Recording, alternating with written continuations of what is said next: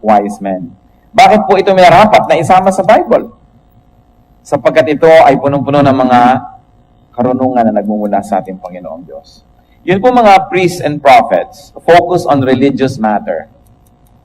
Mga bagay na may kinalaman sa spiritual and religious and doctrinal teachings. Meanwhile, they also had a counterpart in God's ministration to the people. The sages, the wise men. The wise men focus on practical and philosophical issues. So that put together, they comprise God's guidance to people. Kaya ang turo po ng mga pari ng unang panahon, ng mga propeta tungkol sa mga doktrina. At ang katuruan naman ng mga matatalino at marunong na tao sa pang-araw-araw na buhay. Yung pong dalawang yon ay hindi magkasalungat. Sila ay magkasama para makumpleto ang pagtuturo ng Panginoon sa atin. Both contributed to the people's enrichment and enlightenment. And both were in the Bible. Kaya sa Bible may mga prophecy, may mga doctrinal teachings, at meron din pong Proverbs. Because the Bible is also for practical wisdom. Sa katunayan, walang katuturan at walang gamit yung napakatatayog ng mga katuruan, mga matataas na mga doctrinal teachings kung hindi maibababa at magagamit sa pang-araw-araw na buhay. Because the Lord would like His wisdom to be useful, but more importantly, for application. What are the highlights of Proverbs? 31 chapters of Proverbs. What can we learn and what great truths can we learn in one sitting, in one serving? And this is one of our attempts today. We will attempt at focusing on the major lessons, in fact, 5 major lessons from Proverbs. Punong-puno ng karunungan, punong-puno ng practical wisdom, ano po ang pwede nating matutunan sa minsanan na pagdalaw in a panoramic view dito po sa katuruan ng Proverbs. Salamat po, Panginoong Diyos, sa pagtuturo niyo sa amin. Salamat na ang karunungan niyo ay hindi lang para sa mga pantas, hindi lang para sa mga matataas na mga usapan, kundi lalong-lalo sa pang-araw-araw na pamumuhay. Hinihiling namin ngayon, Panginoon, na kami po ay inyong pagpalain. Magpakilala po kayo. Tunay pong ipakita niyo sa amin ang inyong kalooban. May your power be made real in our lives today, Father. Reveal yourself to us. Lead us unto greater godliness. Teach us. Enable us to make very practical applications of your word. And Father, we reject, rebuke all work of evil. Tinatanggihan namin ang anumang uri ng mga gawa ng kaaway, mga pandaraya, at tinatanggap lang namin ang iyong katotohanan. May your truth set us free. Lord, we reject and rebuke all presence and work of evil, and we ask the Holy Spirit, be our guide. Father, protect your people from all work of evil men, of evil spirits, and may your truth be declared, and may your truth prevail. In Jesus' mighty name we pray with thanksgiving. 5 major lessons from Proverbs, o 5 mga pinakamahalaga, pinakapangunahing katuruan mula sa mga salawikain. Unang-una po, ang major purpose ng Proverbs is to enable people to have a peaceful life. Para magkaroon ng tahimik, mapayapa, masagana, maayos na buhay. Kaya ang mga katuruan nito ay may kinalaman sa mga pagbubunyag, pagpapakilala ng mga gumugulo sa buhay ng tao. Kaya kailangan para magkaroon tayo ng kapayapaan to learn from Proverbs. And one lesson, this is very especially for married people, stay faithful to your wife. Manatiling maging tapat sa iyong kabiyak. Yan po isang major theme, isang pangunahing katuruan ng buong book of Proverbs. Why? Because infidelity is a major source of trouble. Ang pagtataksil sa kabiyak ay isa sa mga pinakamalalaki, pinakamalalawak na mga pinagmumulan ng maraming suliranin ng mag-asawa unang-una, pagkatapos ang mga anak nila, ng kanilang mga manugang, ng kanilang mga kapatid, hipag, lahat nagkakadamay-damay pagka ang isang mag-asawa ay hindi nagiging matapat sa isa't isa. Halos napakalaking porsyento ng problema ng mga pamilya ay may pinag-uugatan sa pagtataksil, either ng husband or wife. And because the man is supposedly the more responsible one, kaya sa kanya ina-address to, stay faithful to your wife. Ano pong sabi ng Proverbs 5:3-4? For the lips of an adulteress drip honey, and her speech is smoother than oil. But in the end, she is bitter as gall, sharp as a double-edged sword. Ang mga labi daw po ng mga mangangalon niya, ng mga babae lalong nang aakit, ay parang kasing tamis ng pulot-pukyutan. At ang kanyang pagsasalita ay kasing swabe ng langis. Subalit, sa wakas daw, ito'y mapait pa sa abdo at mapanganib pa kaysa sa isang balaraw o isang punyal na dalawa ang talim. Ano pa ang sabi ng Proverbs 5:15-18 from the NIV? Drink water from your own cistern, running water from your own well. Should your springs overflow in the streets, your streams of water in the public squares?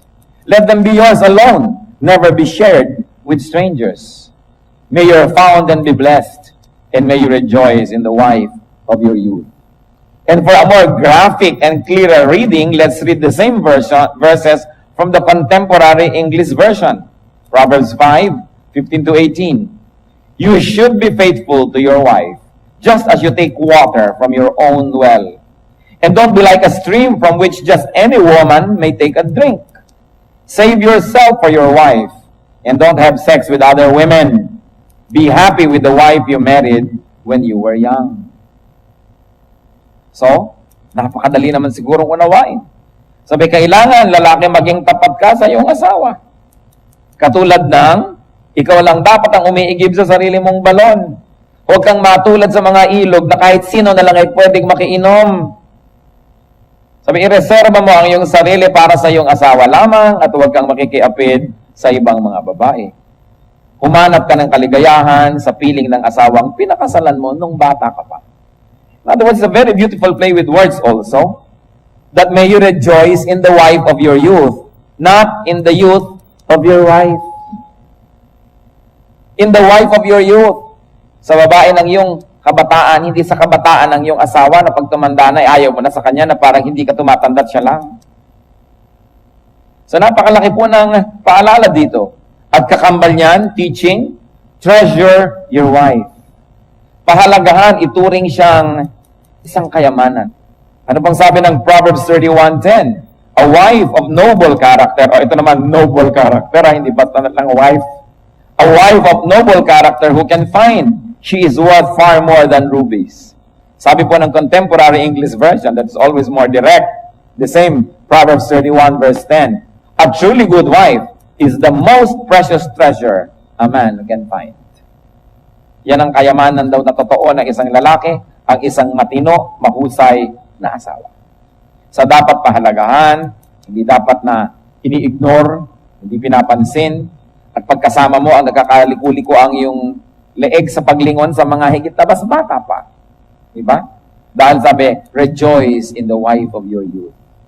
Pangalawa po, na major thing ng Proverbs, do not guarantee alone. Do not co-sign alone. Kung marami pong problema ang tao dahil nagmumula sa pagtataksil ng asawa, marami ring problema na financial ang orientation. Marami tayong sinusuot na gulo na may kinalaman sa pera. Lalong-lalo kung kayo naggagarantiya sa utang ng may utang. Ano po ang itinuturo ng Bible?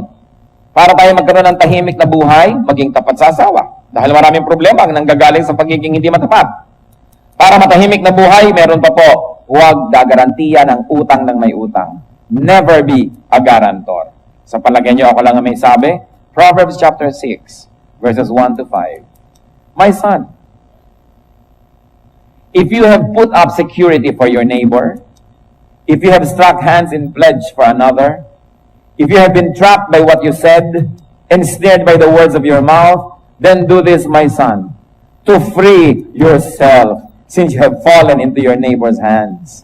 Go and humble yourself, press your plea with your neighbor. Allow no sleep to your eyes, no slumber to your eyelids. Free yourself like a gazelle from the hand of a hunter, like a bird from the snare of a fowler. And to appreciate this some more, let's read it in the contemporary English version. Same Proverbs 6:1-5. My child, suppose you agree to pay the debt of someone who cannot repay alone, then you are trapped by your own words, and you are now in the power of someone else. Here is what you should do. Go and beg for permission to call off the agreement. Do this before you fall asleep or even get sleepy. Save yourself, just as a deer or a bird tries to escape from a hunter. So malinaw po, sinasabi, don't strike your hand in pledge. Ito po isang figure of speech kasi merong sini-strike yung kamay, parang give me 5, pero ibig sabihin nun, ako na ang guarantor ng utang mo. Proverbs 11:15, he who puts up security for another will surely suffer, but whoever refuses to strike hands in pledge is safe.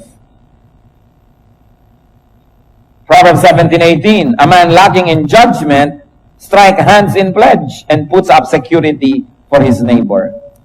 Hindi daw dapat ginagawa ng isang tao na gusto ng mapayapang buhay na maging garantor ng utang ng may utang.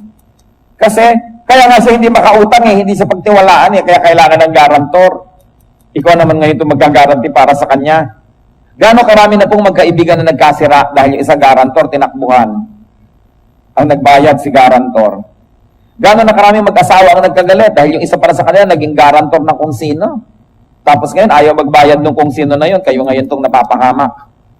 Ang sinasabi po dito, yung mahilig mag-guarantee sa utang ng may utang, yan ay mapapalubog at mapapalagay sa gusot. Hindi po sinasabi maging selfish tayo. Gusto nyo makatulong? O di bigyan nyo na lang. So, alam mo, hindi ko pwedeng mag-guarantee sa utang mo na 300,000. Pero eto ang 200 sa'yo na. Di ba? Yan ang kaya kong ibigay. Pero bakit ako mag-guarantor? Diyos ba ako? Hawak ko ba ang langit at lupa? Hawak ko ba ang kinabukasan? Alam ko ba na pag hindi ka nakabayad, may ibabayad ako? Maaring meron ako ngayon, pero next week meron pa rin ako. Bakit ako ngayon lalagay sa ganyang gulo? Kaya kakambal po niyan, yung itinuturo na huwag niyong mangutang ng mangutang at huwag konsintihin ng lahat ng mahilig mangutang, tapos kayo pa yung mag-guarantee. Kailangan bago natin ma-enjoy ang isang bagay, pinaghirapan na natin o inipon na natin. Hindi yung uutangin pa lamang, tapos ngayon nakalubog ka. Gano'ng karami ng tao ang umutang ang nagkandagulo-gulo buhay. Lalong-lalo halimbawa kung tayo uutang sa bangko. May panalo ka ba sa bangko? Kaya nga ang lalaki ng building yan Kaya ang gaganda ng suot ng mga taga-bangko. Saan galing? Interest next month, interest last month. Ang inyong pera ay pinag-i-interesan. Sa palagay nyo, kayo nagkaka-interest. Saan galing lahat ng pera noon? Ng bangko, di ba sa mga pera ng mga taong umuutang? Kaya lagi po nating nakikita, halimbawa din mangungutang kayo sa bangko, kung meron po kayong ibang maisasangla, gusto nyo magsangla, ibenta nyo na lang. Kasi 90% ng nakita ko nagsangla, di naman natubos. So sa konting pagkakasangla, konti lang ang nakuhang pera, puro interest lang nangyari na wala na ang buong kabuhayan. So kung talagang kailangan nyo ng pera, may lote kayo, ibenta nyo na lang. Pag nagkaroon uli kayo ng pera, ibinigay ng Diyos, umunlad uli kayo, bumili na lang kayo ng kapalit. Pero yung sasangla kayo, ang konti-konti ng kinuha nyo, 200,000, mamaya 5 milyon na yung utang nyo. At kung marami rin lang kayong isasangla, huwag nyo isasangla yung tirahan. Kasi pinakamahirap yung mawalan ka ng tirahan. Isangla nyo na yung bukid, isangla nyo na yung kung ano, yung lalagyan ng pabrika, pero yung sarili mong bahay, pinakamahirap. Hindi pa mas sapat ang nakikita natin sa paligid na istorya ng napakaraming tao. Kaya dapat tayo maging wise. That's why Proverbs is teaching us about even money matters. Because God knows that when money matters become our problem, everything else is become affected. At ano po ang sabi? Gusto ng Panginoon tayong malaya. Jesus is truth. The truth sets free. Sabi niya, my peace I give to you. My peace I live with you. Ang gusto ng Panginoon para sa atin isang mapayapang buhay. So, mabuti pa, ibenta nyo na lang. Dahil napakaraming naiilit. Sayang, konti lang ang nakuha, ang laki ng kapalit. Pero ang sinasabi, huwag kayong maging garantor. Ang dami ko nang nakitang taong gumulo buhay kasi guarantee siya dito, guarantee doon, guarantee dito, kasi hindi naman nababayaran ng mga nangutang. Bakit? Bihira namang nangungutang na nagbabayad May kilala na ba kayo na nangungutang na mahilig magbayad? Mahilig mangutang, pero hindi mahilig magbayad. Pag nandiyan na yung pambayad, nangihinayang na. Kahit bayaran ka ng buo, kaya, kukonti-kontiin ka dahil gusto hawak yung pera niya. That's why the Lord teaches even on this very practical matter. Ano pa po ang isang major teaching? Kung susuriin nyo ang buong Proverbs, treat people with honesty. Huwag mandadaya ng kapwa. Lalo kayo negosyante, kayo nagtitinda, kayo ay merong mga kalakal, huwag mandadaya. Dahil, tulad ng infidelity o kataksilan sa asawa, tulad ng pakikigusot sa utang ng may utang at pakikilahok bilang garantor, yun din pong pandaraya ng kapwa, pinagmumulan ng maraming gulo sa buhay. Maraming gumaganti sa atin, maraming nagagalit, at hindi lang yun, ang Diyos mismo ang nagagalit. That's why Proverbs emphasize teachings on honesty. Proverbs 11:1, the Lord abhors dishonest scales, but accurate weights are His delight. The Lord hates dishonest scales. Ang dami po niyan sa Bible. Proverbs 11:3, the integrity of upright guides them, but the unfaithful are destroyed by their duplicity. Ang mga taksil, ang mga di matapat, ang mga madadaya, sinisira ng kanilang sariling kadayaan. Proverbs 20 verse 10, differing weights and differing measures, the Lord detests them both. So, pag may binabayaran tayo, dapat we should get what we pay for, and this is what God wants. So, kung tayo yung consumer, we should stand up and correct the system. At lalong-lalo kung tayo yung seller, we should be honest. Nakita niyo ang Panginoon kung gaano ka-concern sa ating smallest detail of life? What do you do? Let people get what they pay for. And if you are an employer, let people get what they work for. Let people get what they deserve. Let people get what they rightfully own. Huwag aangkinin ang hindi atin. Huwag sisingilin ang hindi naman binili. Kailangan honest. At kahit sa pag-aasawa, kailangan honest. Huwag aangkinin ang hindi inyo. At huwag ipamimigay ang hindi sa inyo. Ang katawan po ng lalaking may asawa ay pag-aari ng kanyang asawang babae. Ang katawan ng babaeng may asawa ay pag-aari ng kanyang asawang lalaki. Hindi nila pwedeng ipahiram, ipamigay, kung kani-kanino, yon ay para sa kanilang asawa. 1 Corinthians 7, verse 4. The wife's body does not belong to her alone, but also to her husband. In the same way, the husband's body does not belong to him alone, but also to his wife. So ang katawan ni lalaki, hindi lang kanya, pag-aari yun ng babae, kaya para yun ipahiram sa iba, ay kataksilan. Sabi mo, ay katawan ko to. Sandali, may asawa kang tao. Yes. Well, hindi lang ikaw may-ari ng katawan mo. Pag-aari rin niya ng iyong kabiyak.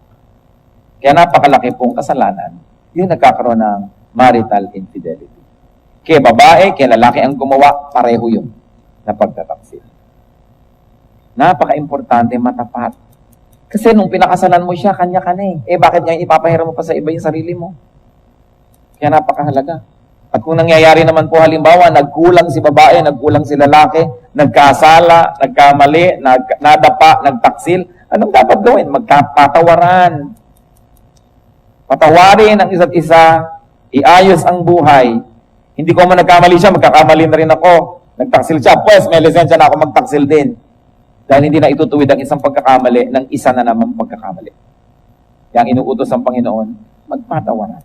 At hindi lang pag pinatawad ka na araw-araw na lang humihingi kang tawad. Dapat pinatawad, tapos tigilan na ang paggawa ng mali at iayos ang buhay. Lalo't may mga edad na kailangan, iayos ang buhay. Hindi naman bagay sa mga bata, mga bagong kasal na magulo. Pero lalo na hindi bagay kung may edad ka na, tapos ang gulo-gulo nyo pa.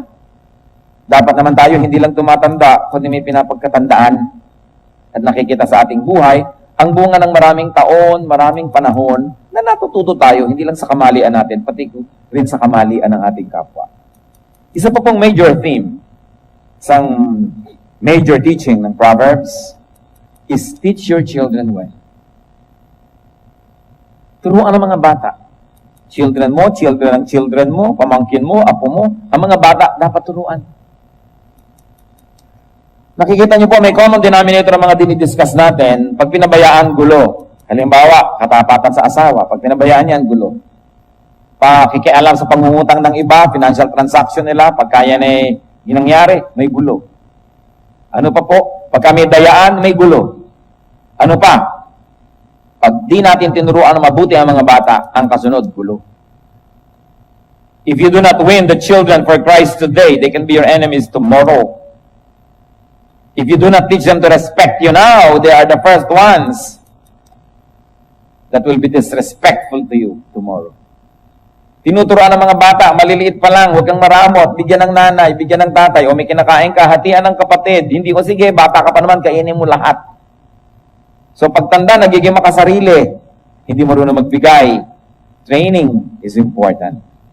Because one of the greatest problems that a family could have could come from the children. That's why Proverbs emphasize teaching and teaching well, especially the children. Proverbs 22 verse 6 reflects this major teaching that is echoed all throughout the Proverbs. Train a child in the way he should go, and when he is old, he will not turn from it. Turuan agad. Bakit kung kayo po ba'y lumaki sa Ilocos at kumakain kayo ng mga dinengding at mga bagoong at kung ano-ano, na-outgrow nyo ba yon? Never! Kahit makarating kayo sa San Francisco, dalan nyo ang dinengding. O pagka ikaw lumaki, kumakain ka ng ginamos o kung ano-ano, na-overcome ba yon? No, hanggang kahit saan maging astronaut ka man, may dala kang ginamos sa buwan. Why? Because you were trained when you were a child to like it. Kaya kung tinuturoan natin ang mga bata ng kabutihang asal, pagiging makadiyos. Sabi ng Bible, train a child in the way he should go. When he is old, he will not depart from it. Kaya nga lagi natin ipinakikiusap kahit sa mga umaattend sa ating mga worship. Kung yung bata ay meron ng edad, ilagay na sa Sunday school. Kasi ang mga aralan doon, tama sa edad nila, tama sa kanilang language, tama sa style nila. Kasi pipilitin yung kasama nyo dito sa worship para lang panatag ang loob nyo. Pero hindi naman siya nag-e-enjoy, hindi siya natututo. Dahil iba naman ang level ng usapan dito. So sasamantalahin po natin yung pagpapalaki sa mga bata sa tamang paraan. And of course, the best teacher is a good example. Kailangan maganda ang palaki. Kita yung mga bata na pinapalaki lagi sinisigawan. Pag laki-laki, palasigaw na rin. Yung mga batang lagi na lamang na pinapatahimik, paglaki sobrang inferior. Yung huwag ka sasagot, sumunod ka na lang ng sumunod. Paglaki sila yung api-apihan ng lahat ng tao sa planeta. Kasi hindi sila tinrain mga tuwiran. Pwede naman mga tuwiran, basta hindi magaspang ang paraan. Basta maganda ang pamamaraan. Tinetrain natin ang bata. Inaapi na ng kapwa, hindi pa tumatanggi. Kasi sobrang mo namang sinuhan ka ng bata, controlled na controlled. Kaya wala siyang alam, kundi sumunod lang. Kaya buong buhay, sunod-sunuran. So sinasanay natin mga tuwiran. Hindi lang maging mayabang. Sinasanay natin na pwede rin tumanggi. So minsan mga bata, binibigyan mo yung choice. O ano, matutulog ka ba ng alas 8 o 8 o'clock? So may choice. English o Tagalog. Tulog na kasi 8 na. May choice ang bata. So marunong pumili. Hindi yung wala ng kapili-pili. Control mo. Paglaki, alila ng mundo. Kawawa naman. Teach the children.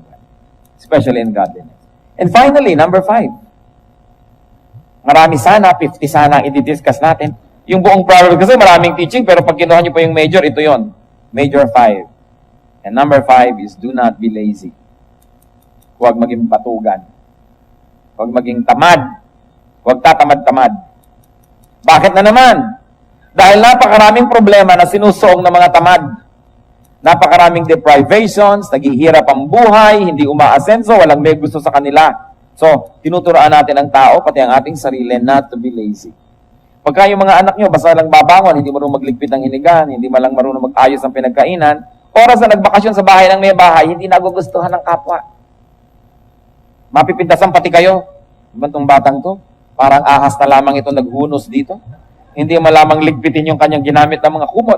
O, marereflect yung sa bahay. Pati sila kawawa, lugi. Kasi po alam niyo yung mga bata na hindi turo. Walang nakakagusto sa kanila. Pati lugi sila. Kaya kaya tinuturoan natin para kung good ang behavior, nagugustuhan ng kapwa. And you know that we all need people. You always need help. Nobody succeeds without people's help. We all need help. And we like to help those that we like. So, isa sa mga maganda nating maipamana sa ating mga anak at maibigay sa ating sarili, yung tayo ay likable. Hindi ka tatamad-tamad, hindi ka laging pabigat, masarap kang kasama, magaan. Hindi yung pagkatrabaho ka, reklamo ka na lang ng reklamo, lagi ka na lamang na nakasimangot, lagi ka na lang merong kung ano-ano mga kabigatan sa buhay. Next time, pag meron ulit trabaho, hindi na ikaw ang pipiliin ka trabaho kasi ang bigat mo kasama. Kailangan magaan. And one of that, of course, is not to be lazy. Proverbs puts a lot of emphasis on that. Proverbs 24:30-34. I went past the field of the sluggard, past the vineyard of the man who lacks judgment. Thorns have come up everywhere.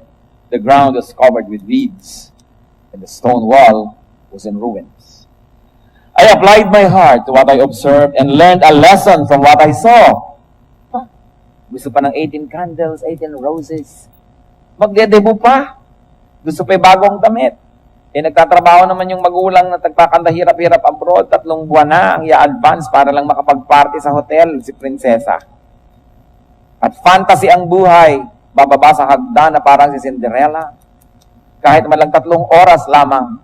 Pero realistic po ba tayo? We should always work hard. Hindi yung ipinangungutang pati party. Handaan lang, ipangungutang pa. Paano aasenso? Paano tayo makakalutang sa kahirapan? Pagkatapos yung mga anak na lalaki, basketball hanggang magutom. Pag uwi, anong ulam? Akala mo nagbibigay ng pambili ng ulam. Nagtututok ang mga medyas sa dumi. Hindi naman yun na maglalaba. Yung mga kapatid na babae na naman na maglalaba. Ang lalaki ng mga elepante, walang silbi. Tapos sinotolerate na maraming magulang. Tuwang-tuwa pa. Ang laki ng anak ko ngayon, di katulad ko noong araw kasi igib ako na igib ng tubig, di ako lumaki. Mabuti pa sila ang lalaki. Pero ang lalaki nga kung wala namang silbi. So, importante tinuturuan natin ng sipag. Lalo po kayong mga magulang na may mga katulong sa bahay, may mga staff sa bahay, kailangan turuan ng mga bata magtrabaho. Kasi pagka hindi sila marunong, munting mga dinadala sa buhay, lubhang nabibigatan na kasi hindi mga nasanay. Kaya importante sinasanay din natin. Bakit natin pinag-uusapan ng mga ito? You know why? Because God wants us all to have a peaceful and enjoyable life. At para mangyari yon, dapat matupad yung mga karunungan na nandito sa mga salawikain o sa Proverbs.